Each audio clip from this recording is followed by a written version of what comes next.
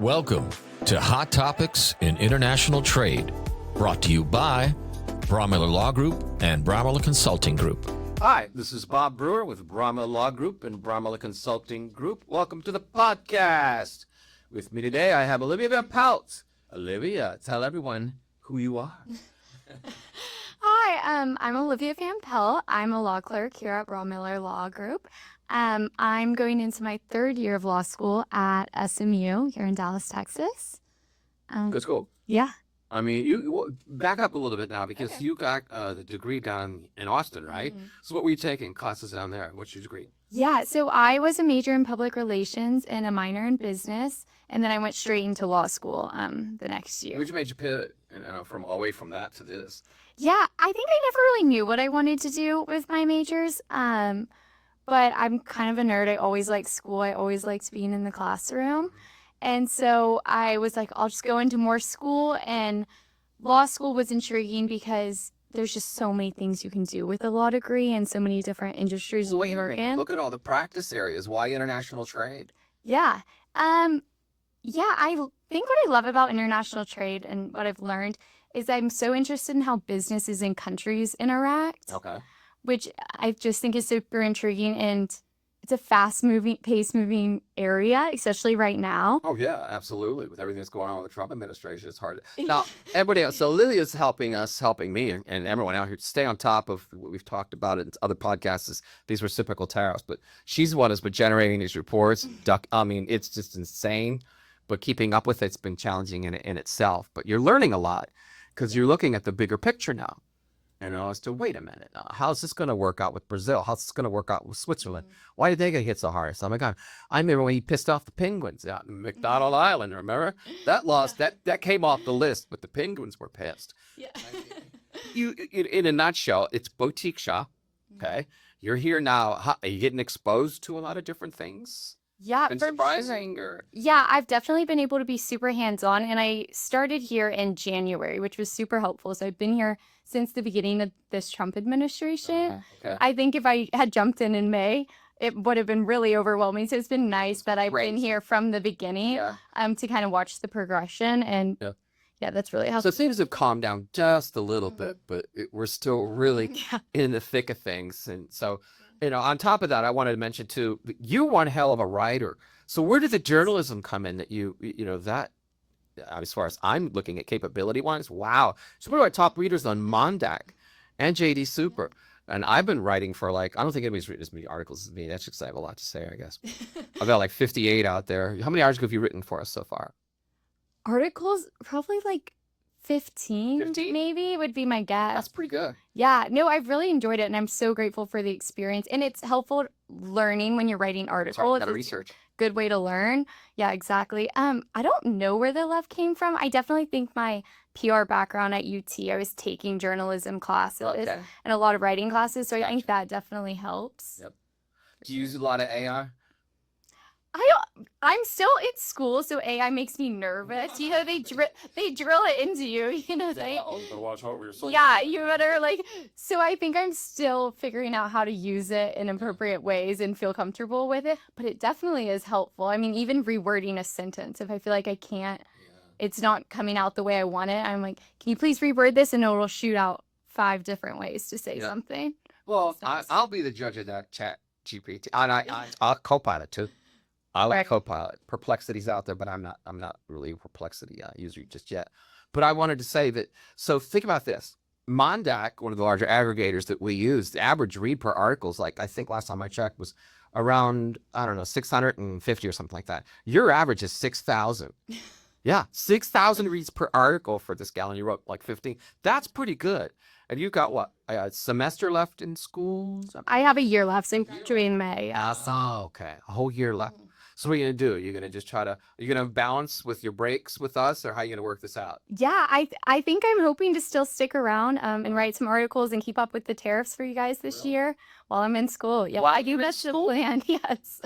All right. Well, no, I didn't know this. I thought you were just leaving us and going back to school, see him in a year kind of thing. No, I actually spoke with Adrian yesterday. Oh, so I think brand new. Yeah, brand new. Okay. Breaking news. Oh, good to know. So, well, then I'm going to count on you for articles. I'm going to count on you then for research once in a while to keep up with this reciprocal tariffs, if you don't mind, because content is king. Obviously, that's my job. I mean, keep the content flowing and all these things. But coming from somebody from your perspective, I just got to ask a question. How's it been working for this little boutique? Are you really finding that it's interesting enough at this point? Are you engaged as well as you want to be?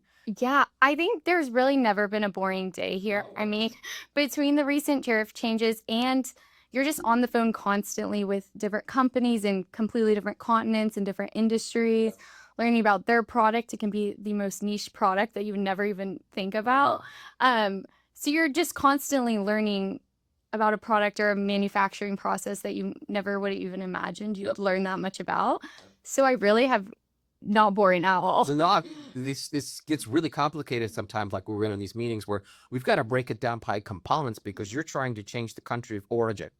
Let us tell you how you qualify for that, because so far you're not there. You can move the factory from China to Vietnam, but it's still country of origin China unless you do this, this, this, and this. Can you do that in the manufacturing process? Can you source that somewhere else besides China? That's where it gets really interesting, I think, where a lot of these come like, wait a minute.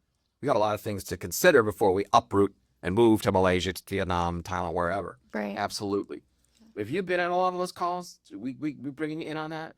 Yeah, I've been able to be on a lot of calls or just on the receiving end of emails with all the paperwork and kind of going through that. I mean, we have to break it down by step, the manufacturing process, like what exactly is happening in Vietnam versus China and going through the smallest little details. Well, you're a college kid now, so your thinking cap is always on.